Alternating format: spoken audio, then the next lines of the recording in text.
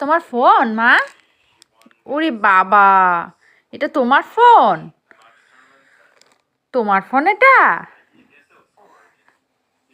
তোমার ফোনটা তোমার পছন্দ? দেখি তো ফোনটা। দাও আমাকে, দাও ফোনটা, দাও দাও ফোনটা আমাকে দাও। দাও দেখি ফোনটা দাও। কে দিয়েছে তোমাকে ফোনটা? কে দিয়েছে? তোমার ফোনে আলো জ্বলে না?